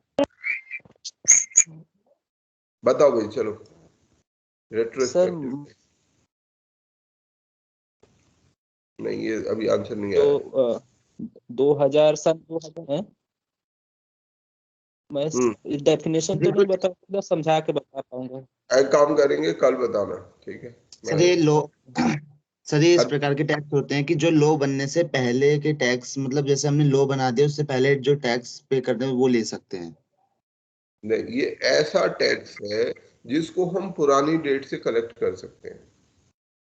बैक मतलब डेट से। आज मैंने नियम बनाया, मैं आज कह रहा हूं कि आपको इस चीज पर इतना टैक्स देना पड़ेगा, तो ये नियम कब से लागू होगा? मतलब मैं कहूँ, लेट से, इसको मैं सिंपल तरीके से कहूँ, मैं कहूँ कि आप सबको फीस देनी पड़ेगी। आपको जो है, जब से आपने ज्वाइन किया तब से फीस देनी पड़ेगी। आप सभी को 50-50 हजार रुपए दीप कोचिंग को जमा करने हैं। तो आप मुझे क्या बोलोगे? भाई बोलो भाई, शर्मा क्यों रहे हो, बोलो। आप बोलोगे कि सर आपने तो बोला था फ्री है कोचिंग, आपने तो नहीं कहा था कि फीस लगेगी। अगर आपको फीस लेनी थी तो आप मुझे हमें उसी समय बताते, हम उसी के अनुसार डिसीजन लेते, ज्वाइन करते या नहीं करते। राइट? सही कह रहा हूँ, गलत? Yes sir yes. ठीक है। सही। यही होता है रेट्रोस्पेक्टिव टैक्सेशन। तो जैसे टैक्स लगता है तो आज की डेट से लगता है। आज हम कह देते हैं कि भाई इस चीज पर इतना टैक्स लगेगा, तो आज से आपको इतना टैक्स देना पड़ेगा। अगर मैं ये कहूं, अगले साल मैं किसी बच्चों से कह दूंगी नहीं नहीं अभी आपको इस साल से इतने पैसे देने पड़ेंगे, पीछे जितने दे दिए कोई बात नहीं, पर अब आगे वाले साल से सब बच्चों को पैसे देने पड़ेंगे। That is fair. ठीक है, हो सकता है भाई मेरी नीति है, जो बनाया जिसने चीज उसकी नीति है, वो बदलना चाहे उसकी चॉइस है, परंतु वो पीछे जाके उसे नहीं बदलना चाहिए। पर हमारे देश में कुछ ऐसे टैक्सेस रहे हैं जो पीछे की डेट से लगाए गए, तो ऐसे टैक्स खास तौर में वो डिस्करेज बहुत ज्यादा करते हैं, मतलब फ्रस्ट्रेट करते हैं किसी भी बिजनेस को कि यार ये क्या वो है, बदमाशी है, ये तो गलत है। तो ये गलती जो है हमारे देश में कि रेट्रोस्पेक्टिव टैक्सेशन कुछ चीज़ों का हुआ, तो उसमें हमारा हम उस पर अगर चर्चा करनी होगी तो कल और करेंगे। 9:32 हो चुके हैं। आज की क्लास को यही समाप्त करते हैं और भागते हैं। ठीक है, आप लोग भी करो, पढ़ाई करो। इस थैंक यू सर। को डाउनलोड कर लेना और कोई शेयर कर देना। सैफ आप भी कर देना भाई, ठीक है? यस सर कर ग्रुप दिए में डाल सर। देना सबके लिए। Okay sir thank you sir. ठीक है, ओके, बाय। बजट भी डाल देना। Thank you. Okay sir.